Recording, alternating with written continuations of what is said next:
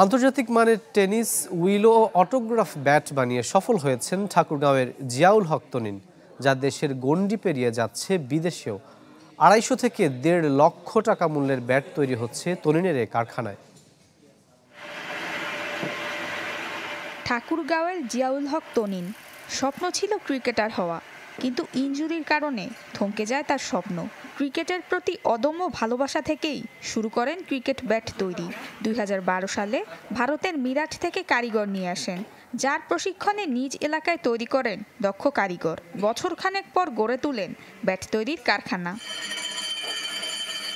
কারখানায় বর্তমানে কাজ করছেন 42 জন শ্রমিক, যেখানে প্রতিদিন ব্যাট তৈরি হয় 30 থেকে 40টি।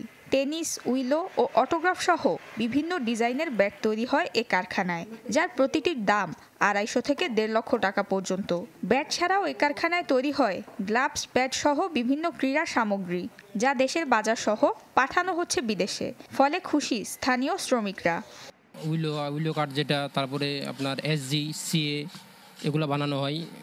তারপরে আমরা মোটামুটি এখানে 40 থেকে 42 জনের মতো কাজ করি। এখানকার উৎপাদিত পণ্য গুণগত মান খুবই ভালো। প্রায় 8 বছর ধরে কাজ করতেছি, যা স্যালারি পাই তা দিয়ে আমার সংসার ভালোই চলে। ডিস্ট্রিক্টের এই রুট লেভেলগুলোতে আমরা আমাদের মতো করে এবং বর্তমান বাজার মূল্যের আমরা 40% কম মূল্যে এটা আমরা সরবরাহ করছি, কিন্তু আমরা দেশীয় শ্রমিকদের বেশি প্রাধান্য দিয়ে তাদের দিয়েই কাজ করার চেষ্টা করছি। উদ্যোক্তা তৈরিতে কাজ করছে ক্ষুদ্র ও কুটির শিল্প কর্পোরেশন। অনুদান সহ সকল প্রকার সহযোগিতা করছেন তারা। অনুদান হিসাবে ওনার নাম আমাদের বেসিক জেলা কার্যালয় ঠাকুরগাঁও থেকে পাঠানো হয়েছিল এবং উনি প্রায় 21 লক্ষ টাকার মধ্যে অনুদান পেয়েছেন। এছাড়াও উনার বিভিন্ন মেলাতে আমরা ওনার নাম পাঠাই এবং ভবিষ্যতে উনি যে কোনো ধরনের হেল্প চাইলে আমরা বেসিক জেলা কার্যালয়ে ওনার সাথে সবসময় থাকি।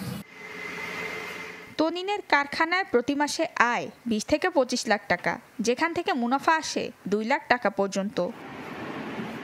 Desk report, channel 24।